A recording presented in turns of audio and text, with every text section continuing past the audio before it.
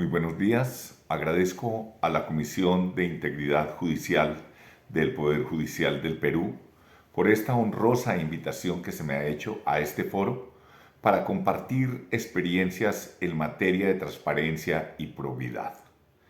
Cuestiones que son vitales para la democracia moderna, la cual indudablemente transita por días difíciles debido a los fenómenos de corrupción que se han convertido en un mal endémico para la administración pública, para la sociedad y para las personas.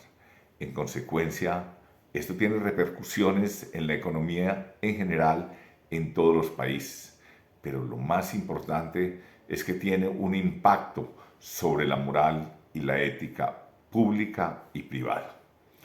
Considero que la elección de las fechas para este seminario no fue casual, toda vez que ayer fue el Día Internacional contra la Corrupción, que se celebra anualmente el 9 de diciembre, resaltando la importancia de decir no a esta práctica en todos los niveles. Fue el 9 de diciembre de 2003 en la ciudad mexicana de Mérida, donde se firmó la Convención de las Naciones Unidas contra la Corrupción con la finalidad de prevenir y de combatir la misma. Como bien sabemos, la corrupción no es un concepto jurídico ni normativo, sino humano y social que se identifica con lo que atenta o que va contra el interés general, precisamente porque busca la satisfacción de intereses particulares. Implica la violación de un deber posicional. Quienes cometen actos de corrupción desde la administración pública transgreden la norma que regla el cargo que se ocupa. Es una expresión de deslealtad hacia la norma y el valor que ésta representa. La corrupción viene del latín corrumpere y, como dice Jorge Malen, señala en su libro La corrupción, aspectos éticos, económicos, políticos y jurídicos, comillas, ha significado decadencia, suciedad, desintegración, degeneración, envilecimiento, ilegalidad, ilegitimidad o inmoralidad, cierro comillas. Los actos de corrupción están siempre vinculados a la expectativa de obtener un beneficio extraposicional. Y no es necesario que este beneficio constituya una ganancia de carácter económico. Puede ser política, profesional, sexual, etc. Un acto de corrupción implica la violación de un deber posicional. Sin embargo, para que sea un delito, tiene que haber una ley que lo clasifique como tal. Citando de nuevo a Jorge Malen, señala, comillas, para que exista un acto de corrupción, pues debe haber un sistema normativo que le sirva de referencia. La noción de corrupción es parasitaria de un sistema normativo. Por esta razón, la corrupción puede tener una naturaleza económica, política, jurídica, ética o participar de distintos niveles a la vez, cierro comillas. Un acto de corrupción no siempre entraña una acción penalmente antijurídica. Que el acto de corrupción sea legal o ilegal desde un punto de vista penal va a depender, por cierto, del tratamiento que el sistema punitivo ofrezca a las reglas de ese orden o ofrezca las reglas del sistema en referencia. Este es uno de los problemas con los que se enfrenta la lucha contra la corrupción en el comercio internacional. La corrupción tiene la particularidad de ser un flagelo social que se desarrolla en la clandestinidad, hecho que torna difícil la lucha y combatirla. La ausencia de testigos, el pacto de silencio de los corruptos complican realmente la investigación y por tal razón la reducción de la corrupción debe basarse en mecanismos que empleen al mismo tiempo el ingenio y la coercitividad. Las personas que trabajan en y por la justicia los gobiernos, los ministros, los jueces, los funcionarios, las órdenes de profesionales vinculados a la justicia, la sociedad civil y tantos otros involucrados en la lucha contra la corrupción, deben seguir atentamente la publicación de informes de organismos e instituciones internacionales de prevención y lucha contra la corrupción, como las Naciones Unidas en el ámbito de la Convención contra la Corrupción, la Organización para la Cooperación y Desarrollo Económico en el ámbito de la Convención para combatir el cohecho de funcionarios públicos extranjeros en transacciones internacionales, y también la ONG Transparencia Internacional. Transparencia Internacional es la única organización no gubernamental a escala universal dedicada a combatir la corrupción, congregando a la sociedad civil, al sector privado y a los gobiernos en una amplia coalición global, generando un espectro de sinergia desde este punto de vista. La organización publicó recientemente el índice de percepción de la corrupción en 2020. Los resultados no son alentadores, porque en los últimos 10 años, la mayoría de los países no han avanzado en la lucha contra la corrupción, lo que es preocupante. En medio de una crisis global provocada por la pandemia del COVID-19, los casos de corrupción aumentaron y tocaron áreas tan sensibles como los propios sistemas de salud de cada país, perjudicando la lucha contra el COVID-19 con consecuencias directas para las personas afectadas por este virus. Veamos algunos datos de este estudio y quiero proceder de manera deductiva para que miremos en contexto cómo desde lo global puede luego sacarse algunas conclusiones importantes. Entonces, una metodología deductiva para luego derivar de ese cuadro y de ese panorama todos los aspectos teóricos, políticos y jurídicos sobre este flagelo. En la imagen 1 que pongo en la pantalla en este momento, se presenta y que fue tomada de la página de Transparencia Internacional, se presenta el nivel de percepción que existe a nivel del sector público en los 180 países, territorios y regiones alrededor del mundo. Como podemos ver en la pantalla y en la diapositiva, el color más rojo indica los niveles más altos de corrupción en el sector público, mientras el amarillo significa que la percepción de la corrupción es baja o inexistente. La visión realmente no es animadora. La corrupción, un flagelo transversal que ha incidido en todos los países y en todas las sociedades y que nos obligará desde el punto de vista ético y desde el punto de vista moral a replantear nuestras pautas de comportamiento para efectos de poder mejorar en esta otra pandemia que afecta a nuestras sociedades. A continuación, en esa misma perspectiva o metodología, paso una imagen que en el top 6 de los países con menor percepción de corrupción, tenemos 4 países en Europa, con Nueva Zelanda y Singapur, mientras los 6 países con mayor percepción de corrupción se ubican en Medio Oriente, África y América Latina. Pasamos a la imagen 3 y vamos a ver cómo en el mapa de las Américas, donde la puntuación media promedio es de 43 sobre 100, en cuanto a la región en sí, la región de América Central y del Sur tienen la peor puntuación en términos de corrupción percibida en el sector público.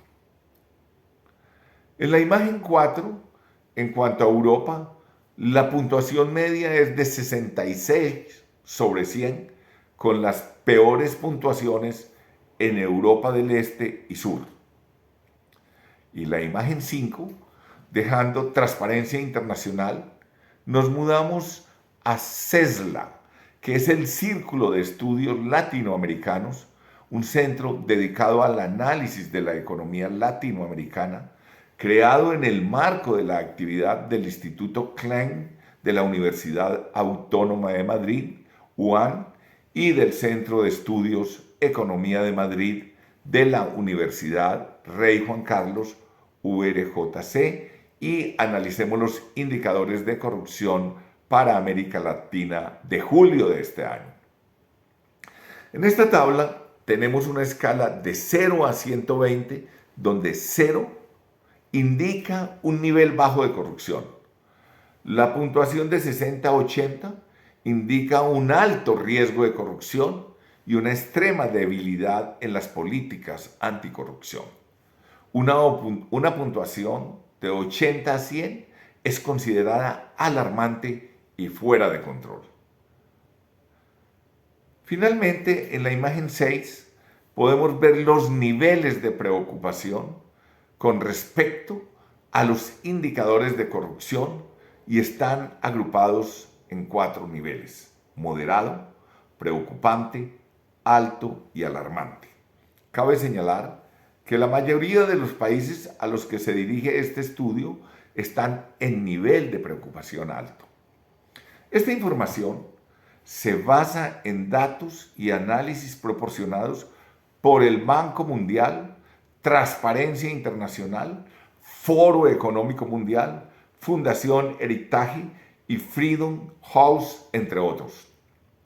Vemos pues desde esta perspectiva, con estas imágenes que nos ponen visualmente la situación de una manera muy impactante y muy preocupante, cómo la corrupción realmente está enquistada en todos los lugares, en todas las sociedades, en unas regiones paradójicamente con los más altos índices de pobreza y de problemas sociales, es donde mayor fiereza tiene esta pandemia ética y moral que es la corrupción.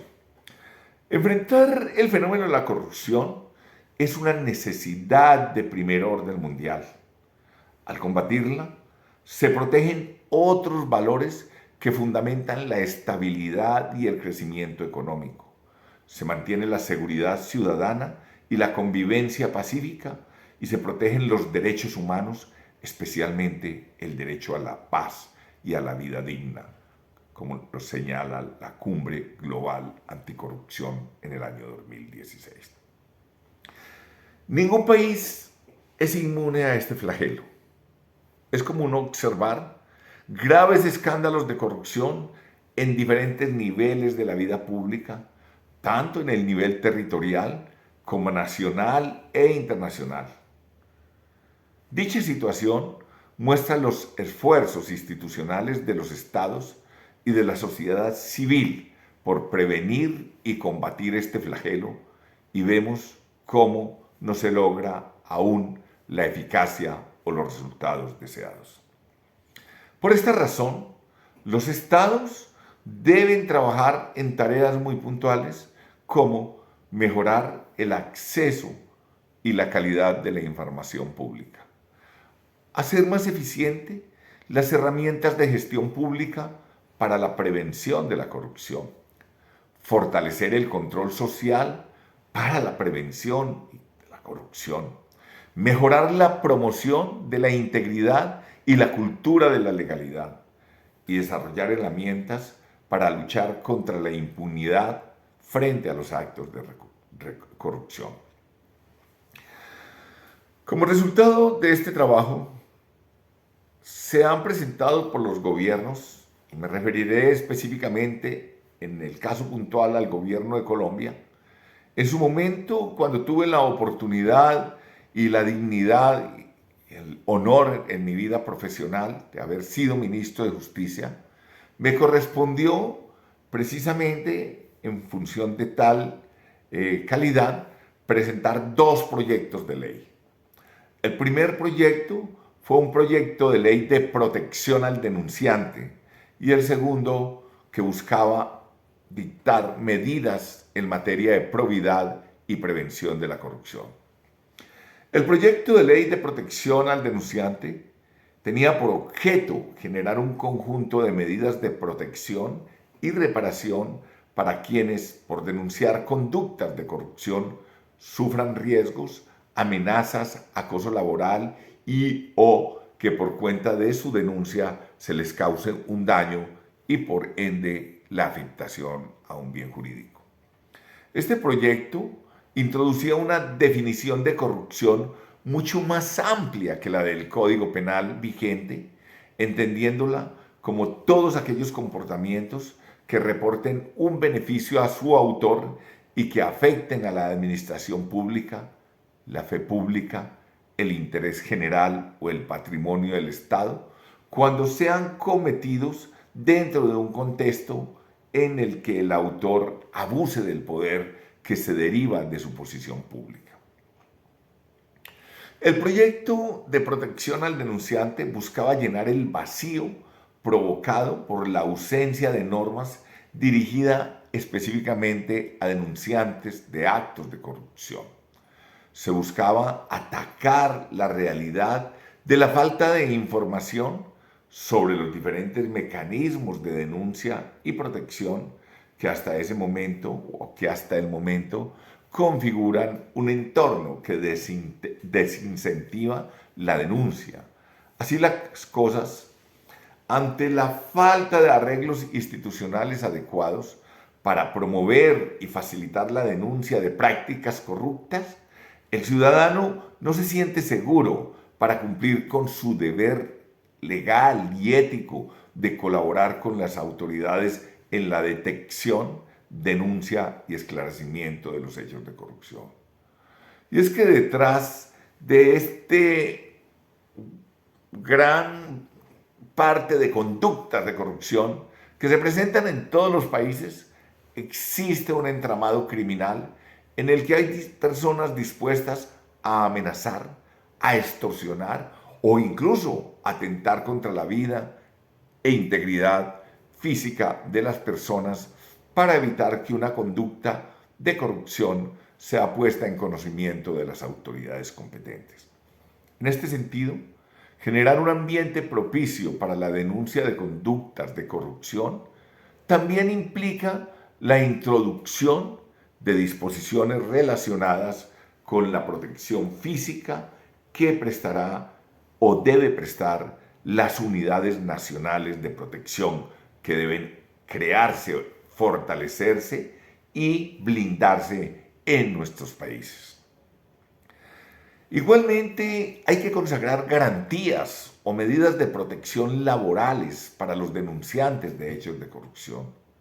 Si bien en algunos países existen algunas garantías para proteger a los denunciantes de acoso laboral, es importante incluir garantías que eviten la degradación o disminución del cargo, la categoría, pago o beneficios que puedan darse a estas situaciones como retaliaciones. Esta medida, en el caso colombiano, fue en relación a la ley 1010 de 2006, donde se daban garantías contra actitudes retaliatorias a fin de evitar represalias contra quienes han formulado peticiones, quejas y denuncias de acoso laboral o sirvan de testigos en tales procedimientos. Esto ya tiene su propia jurisprudencia y ha habido oportunidad de que los jueces califiquen el alcance de una degradación laboral y sus medidas de protección. Ese otro proyecto al que hacía referencia en mi país fue titulado sobre probidad y prevención de la corrupción.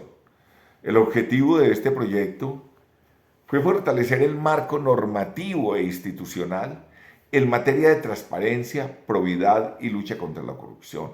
Así, por ejemplo, en el proyecto se prohibía la aceptación de invitaciones de viajes, hospedajes o regalos, como también se contemplan unas modificaciones al Código de procedimiento penal y unas responsabilidades administrativas de las personas jurídicas por actos de soborno transnacional y nacional.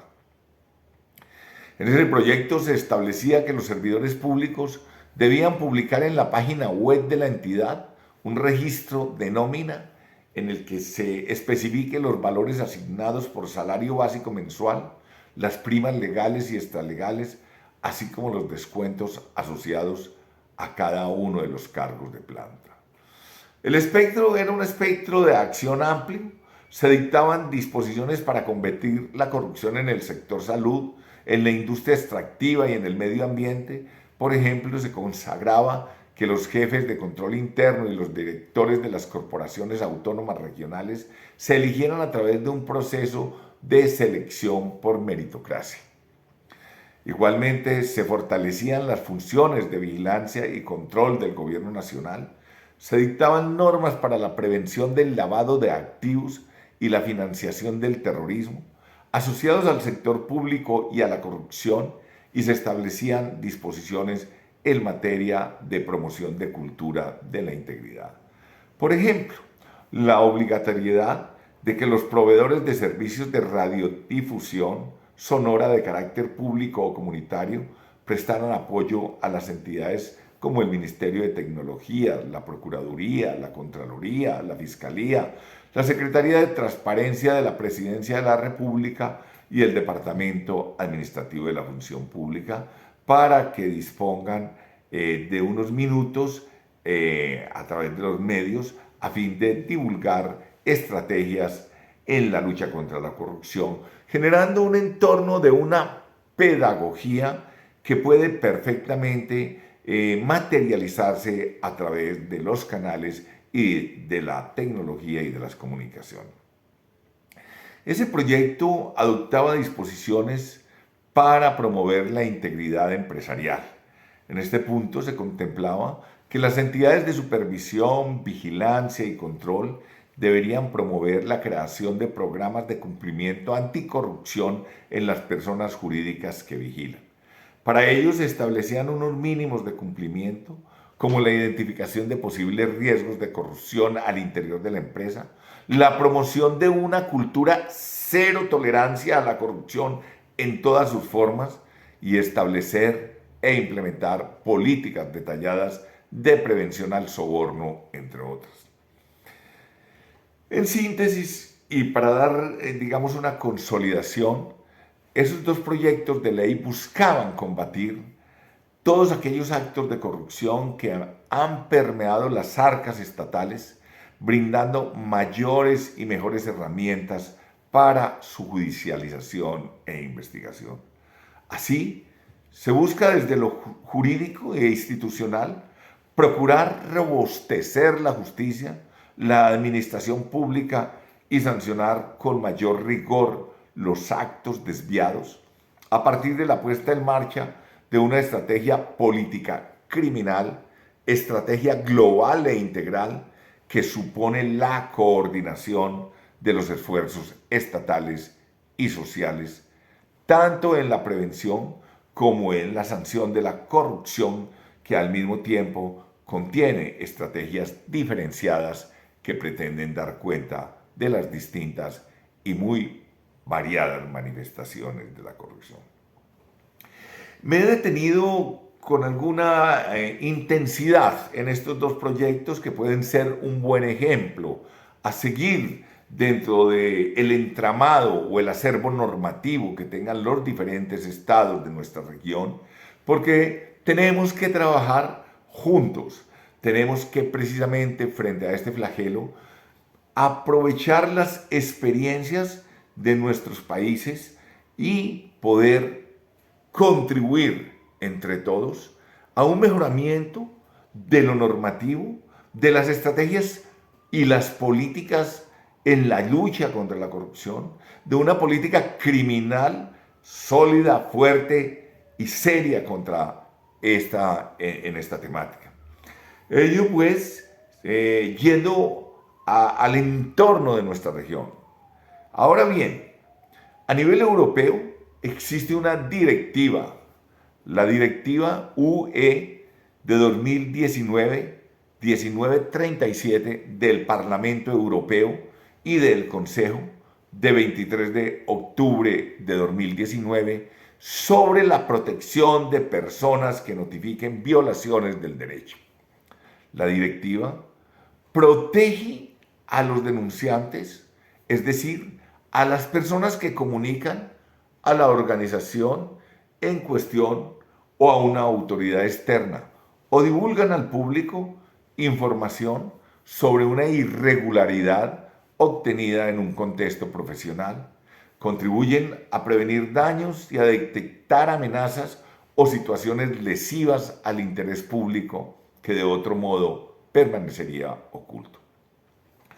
Prestemos atención ahora al documento de Estrategia 2021-2015 aprobada para la prevención y lucha contra la corrupción y los delitos económicos propuesto por UNODC, Oficina de Naciones Unidas contra la Droga y el Delito.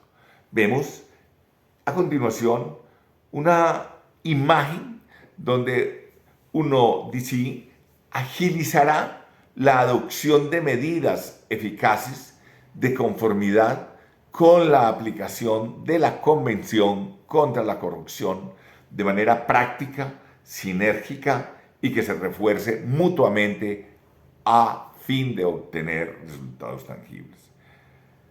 Ayudará a los Estados miembros a nivel mundial, regional y nacional mediante un asesoramiento legislativo y en materia de políticas y el fortalecimiento de la capacidad de los agentes anticorrupción.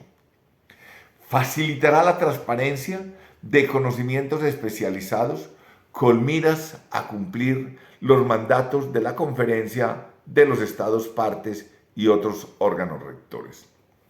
Ayudará a los Estados miembros a ampliar sus conocimientos sobre la magnitud, la dinámica y los factores de riesgo de la corrupción.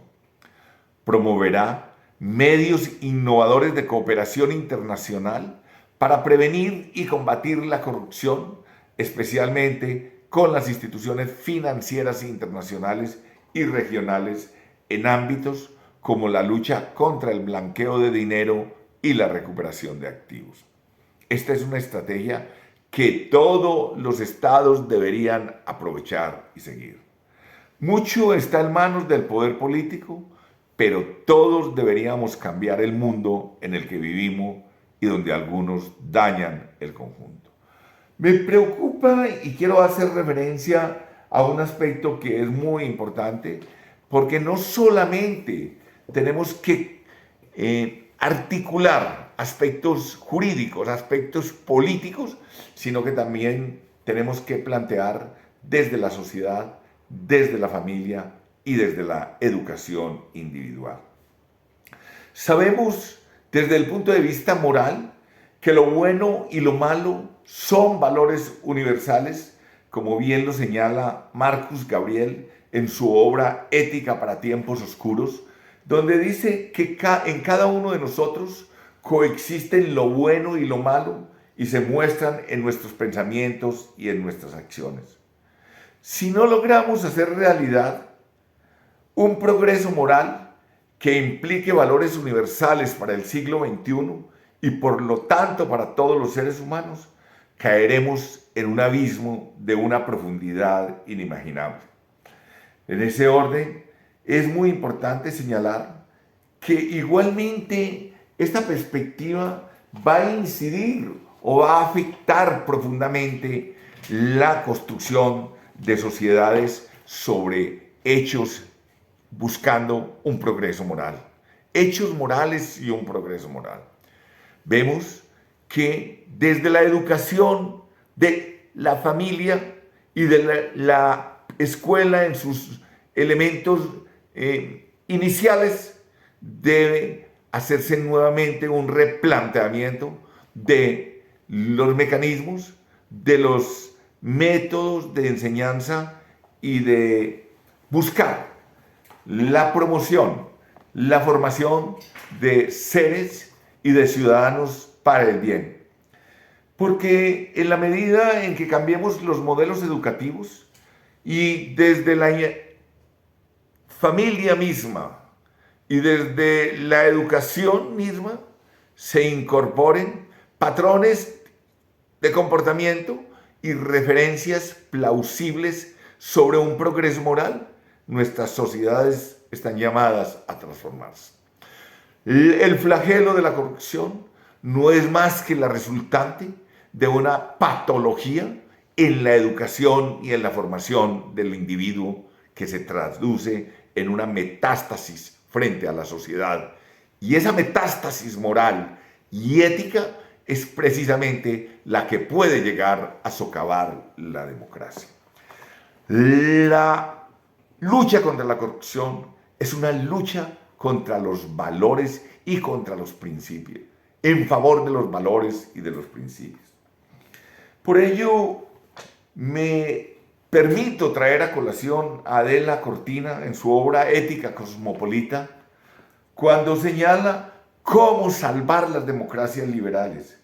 Y una de las sugerencias, dice ella, que queda abierta expresamente en cada una de las contribuciones de ese informe, es la necesidad no solo de reformar las instituciones, sino también de fomentar valores éticos en los países democráticos. Las normas de civilidad en la política, en la economía, en las instituciones y en los medios de comunicación, que son las esferas de la vida compartida, sometidas a exámenes fundamentalmente en él. Un comportamiento ético en estos ámbitos es imprescindible para que la democracia funcione. Vemos pues cómo allí están interrelacionados de principio a fin, en una dialéctica unitaria, los comportamientos, los individuos como ciudadanos de bien frente a una sociedad que tenga una ética y una moral colectiva frente a lo que es el bien y el mal.